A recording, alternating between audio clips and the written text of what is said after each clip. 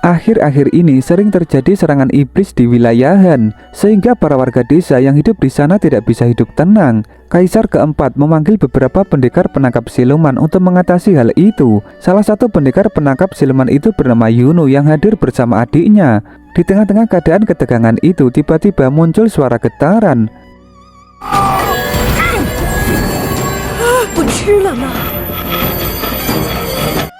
Namun ternyata getaran itu berasal dari kedatangan seorang biksu yang bernama Biksu Butong dari kuil Sinkuan yang juga tengah berburu siluman. Lalu sesaat kemudian tiba-tiba seekor siluman besar beneran muncul mengguncang tanah. Salah satu kelompok penangkap siluman mencoba untuk melawan, namun mereka malah habis dimakan siluman itu.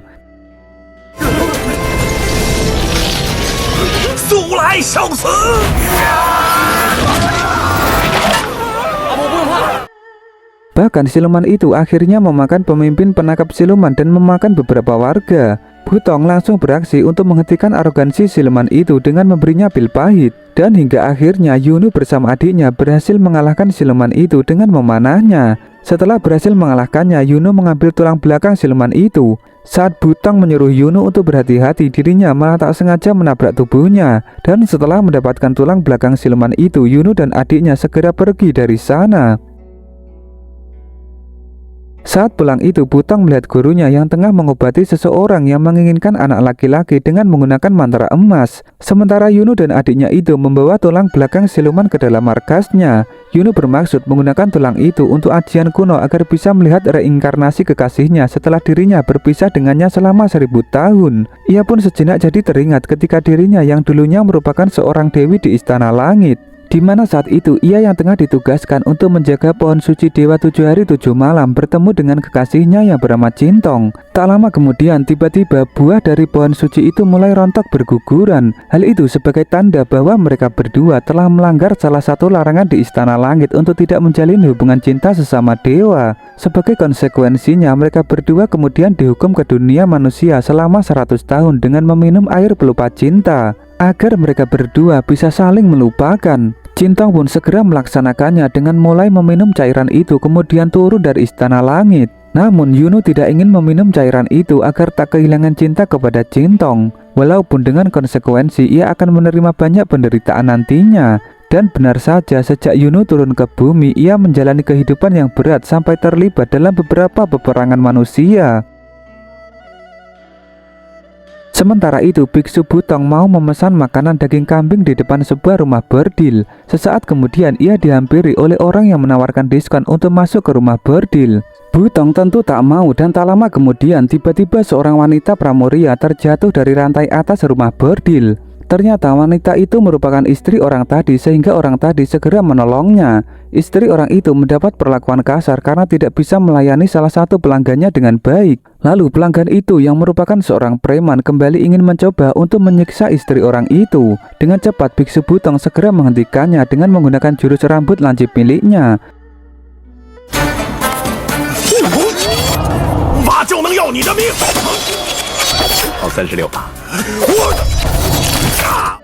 Preman itu akhirnya takut kemudian segera lari kabur. Lalu Butong menuturkan kepada orang tadi bahwa musibah yang ia terima hari ini merupakan akibat karma di masa lalu. Setelah itu di malam harinya Butong ingin pergi mencari arak di suatu kedai.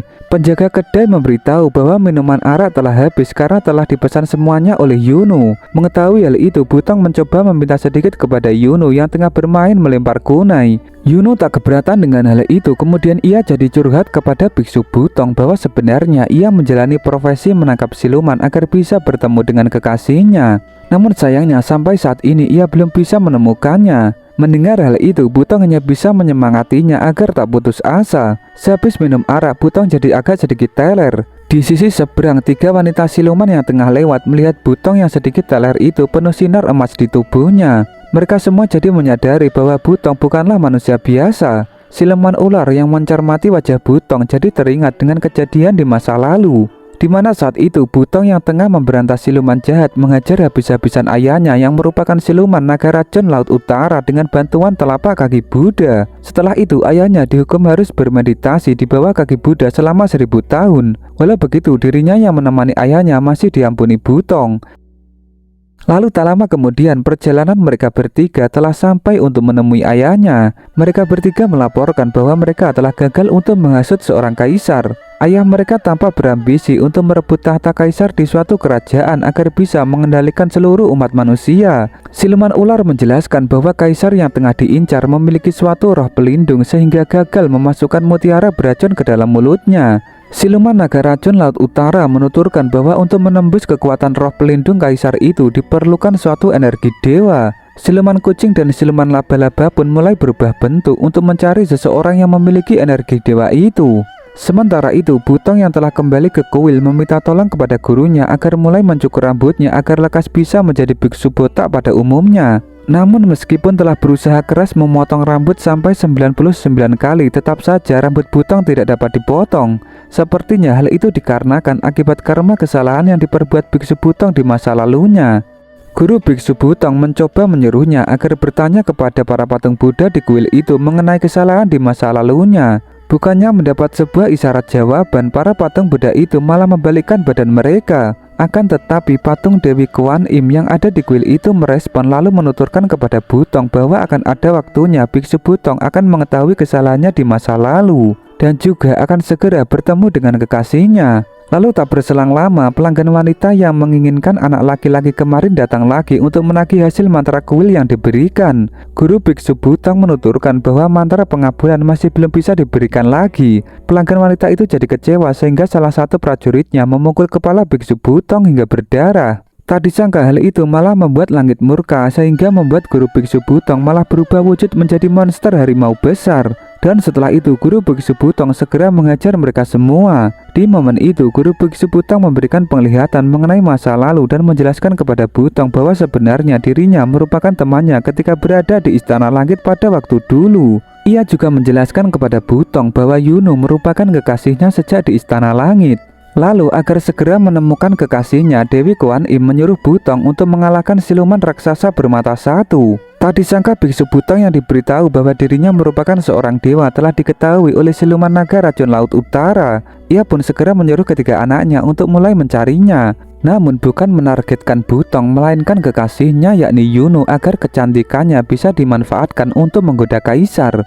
Terlebih siluman naga racun Laut Utara sekalian ingin balas dendam terhadap pertarungannya dengan Butong di masa lalu. Biksu Butong segera mencari siluman monster besar bermata satu sesuai yang diperintahkan oleh Dewi Kuan Im. Untuk segera menemukannya, Butong berkamuflase menjadi seorang pedagang makanan di sebuah daerah gunung sambil menunggu kemunculan monster itu. Namun segerombolan pendekar pengembara yang sedang melintas malah yang muncul duluan. Dan ketuanya yang tomboy malah ingin memesan makanan kepada Butong.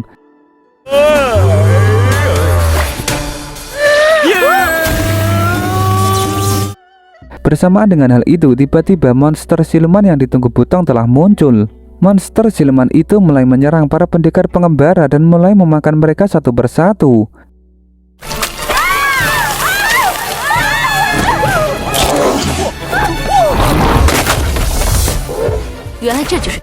Dari arah lain, Yuno bersama adiknya yang ternyata juga tengah memburu monster itu segera ikut melawannya. Pendekar tomboy yang memiliki jurus pedang terbang sempat tertangkap monster itu.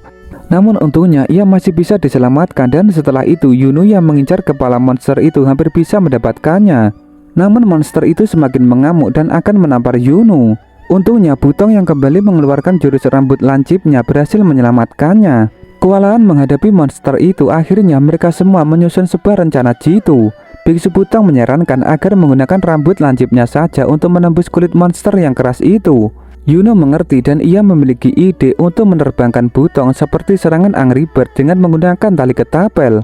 Dan wush, biksu Butong berhasil melesat kencang menghantam monster siluman itu dengan melancipkan rambutnya dan berhasil menembusnya. Melihat monster itu yang telah mati, Yuno segera mengambil matanya untuk bahan penelitiannya lebih lanjut.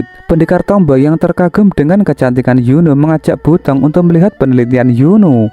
Yuno dengan segera memasukkan mata monster itu dengan campuran tulang belakang siluman yang sudah ditangkap sebelumnya. Kemudian penelitiannya itu mulai bereaksi lalu menunjukkan sepanjang lembaran kehidupannya sampai menunjukkan wajah kekasihnya. Setelah mengetahui bahwa ternyata Butong merupakan kekasihnya, ia langsung meneteskan air mata karena ia telah mencarinya selama ratusan tahun. Butong yang menyaksikan hal itu juga jadi langsung terenyuh lalu segera memeluk Yuno. Butong meminta maaf kepada Yuno karena ia beneran tak ingat sama sekali wajah Yuno akibat meminum air pelupa cinta pada waktu di Istana Langit. Bersamaan dengan hal itu, tak lama kemudian siluman naga beracun Laut Utara bersama ketiga putrinya telah tiba di sana. Siluman naga beracun Laut Utara langsung mengutarakan bahwa ia ingin menangkap Yuno. Butong yang masih mengingat wajah siluman naga beracun itu tentu tak membiarkannya, kemudian ia segera menyerangnya. Namun Butong tak mampu menandinginya, bahkan Yuno dan adiknya yang membantu juga dapat dikalahkan. Sementara Pendekar Tomboy melawan siluman kucing dan siluman laba-laba. Dengan menggunakan jurus pedang terbang, Pendekar Tomboy itu berhasil membunuh siluman kucing.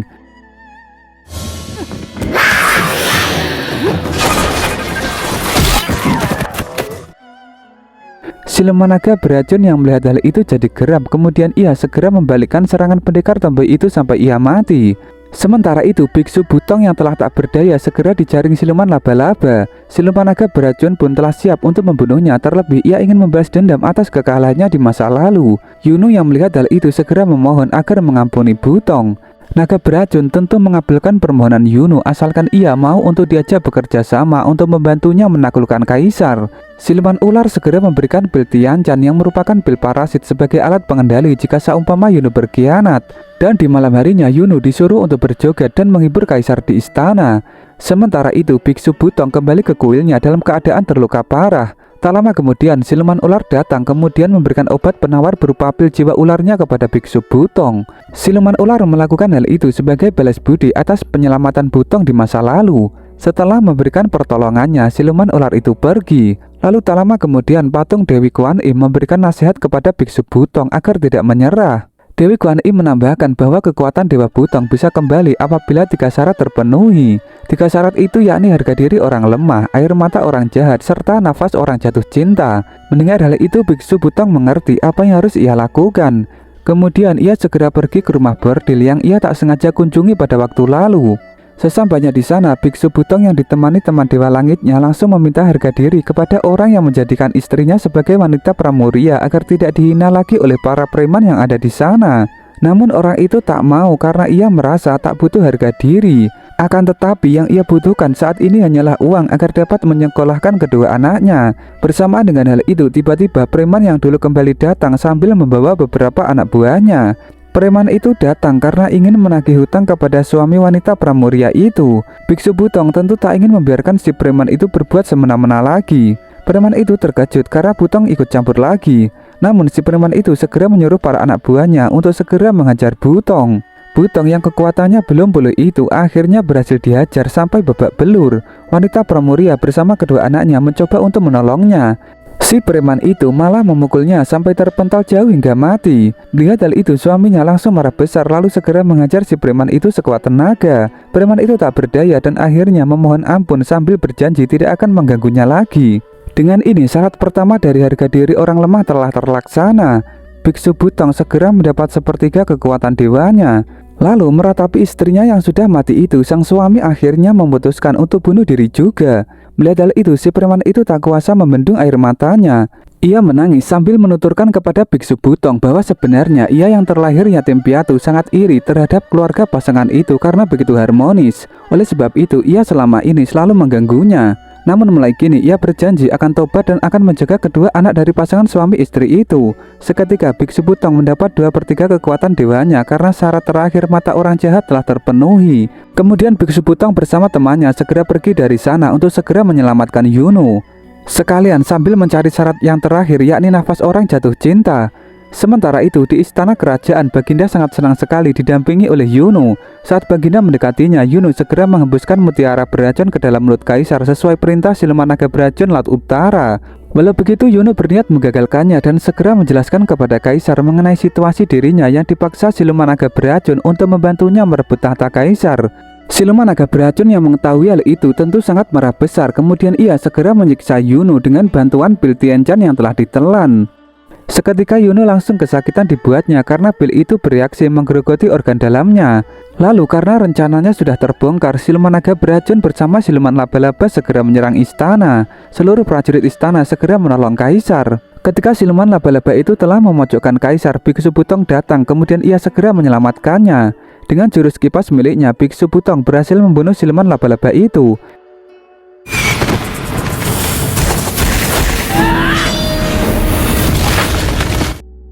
Kemudian Biksu Butong segera mendekati Yunu untuk meminta syarat terakhir, yakni nafas orang jatuh cinta. Namun setelah Butong mencium Yunu berkali-kali, ia tak juga mendapatkan bagian kekuatan terakhirnya. Sementara itu teman Biksu Butong berubah menjadi monster harimau besar lagi, kemudian bertarung melawan siluman naga beracun itu. Namun sayangnya teman Butong itu berhasil dikalahkan. Mengetahui hal itu, Biksu Butong dan Yunu segera ikut membantu bertarung melawan pejabat senior itu.